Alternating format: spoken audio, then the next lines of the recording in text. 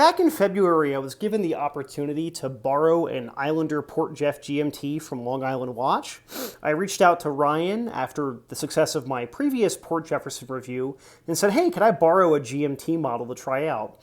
Well, within a week, I had this one shipped to my house, and well, it's been 4 months, and I decided to keep it. I ended up buying it from Ryan and from Long Island Watch by extension, and this has really just become one of my favorite watches, but probably my favorite Microbrand watch that I've seen yet. So what is the Islander Watch's Port Jefferson GMT? Well, it's their classic skin diver style watch, the Port Jefferson, but a little bit thicker because now we have the Miyota 9075 GMT movement. So with this, we have a proper traveler's GMT, so we can track 2 time zones, and then we have a GMT bidirectional bezel, so we can track a 3rd time zone if we really want to. Now, what I really like about this is that this watch, it's not the thinnest one in the world, but it's not particularly thick either. It really is a great traveling watch. We have 150 meters of water resistance and a fairly small case that measures, at least with my micrometers, at 40.2 here at the case, and then about 43 at the crown. Now, admittedly, it wears kind of small because the lug-to-lug is not super long. It's about, I measured a lug-to-lug of 47.9 on my calipers, so not super short like a lot of Seikos that are like 44, 45, but not particularly long either. It's a great traveler's watch, though, because you have the multiple time zones, the water resistance, and then the fairly wearable size. Now, when it came in to me, it came in with a nice milled bracelet.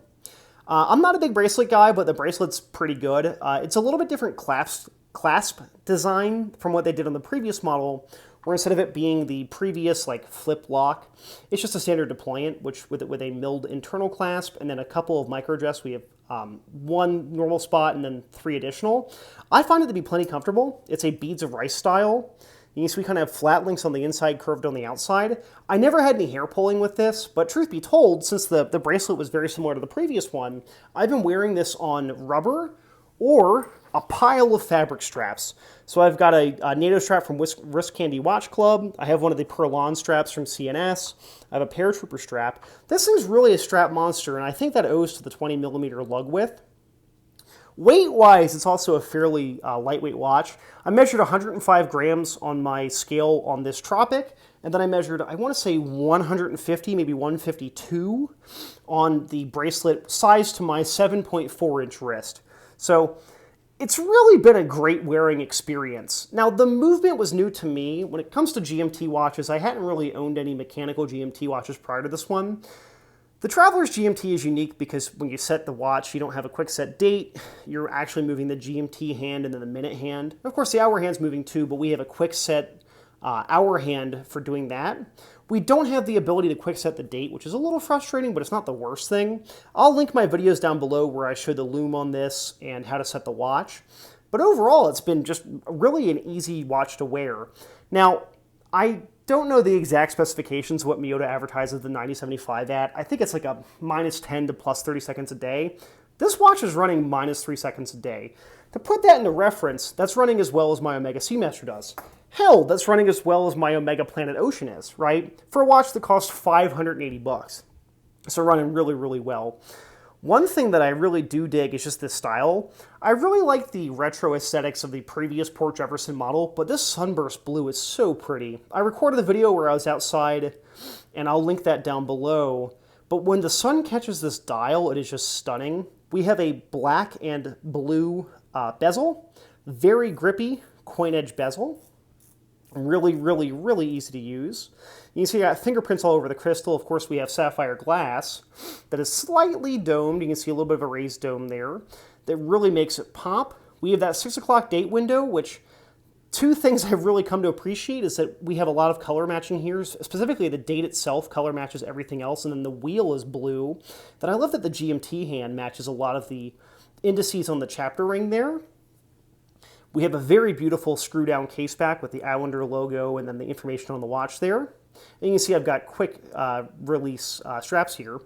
But, I mean, overall, I'm sounding like I'm gushing and gushing and gushing here. They took a watch that I really liked in the form of the Port Jeff, and they gave it additional functions.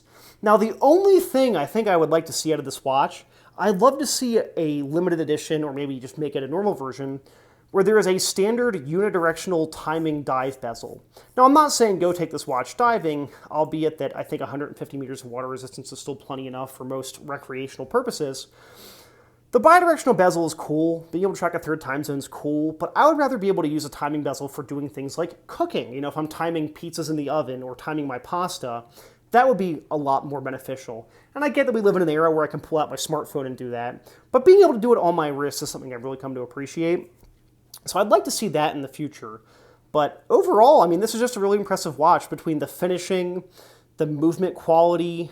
So far, it's been durable. Mine's been on a couple of hiking trips. I make it a point of reference to dunk my watches in every stream I cross. So this one was up in Ogden, Utah, near the 29th Street trails. It got dunked in some cold snow runoff water last week. But overall, I mean, truthfully, without sounding like I'm just gushing and gushing here, this is just a really well-made watch. And again, this is the first one where I was sent it to, just to borrow for a month or two to test out. And I made the conscious decision to fork over my money and buy it. I really like it. And again, it's in my collection along with watches that are considerably more expensive. This is one that I just think is amazing, and I really, really like it. And yeah, I'll be linking some videos down below that I've recorded for this watch. And then I'll link my full written review when it's live. That'll be a bit more detailed because, truth be told, the video content is more of a extra thing where the written content's the primary goal. And I think once I've gotten all of my written content done, I think my buddy Tim Johnson over at Real Ideal Gear will be borrowing this to do a review on, because I think he'll like it quite a bit. But overall, I think it's an amazing value for the money. I really dig this color combination here. And obviously, I decided to buy it, so I liked it enough to keep it. So, if you enjoy these transparent and honest reviews, please leave me a like or even subscribe if you want to. Obviously, the primary goal of this channel is not watch content. It's a lot of the B-roll for the shooting articles I do. But the watches are my second favorite hobby right now. So, I like covering these. Well, thanks for watching and have a wonderful day.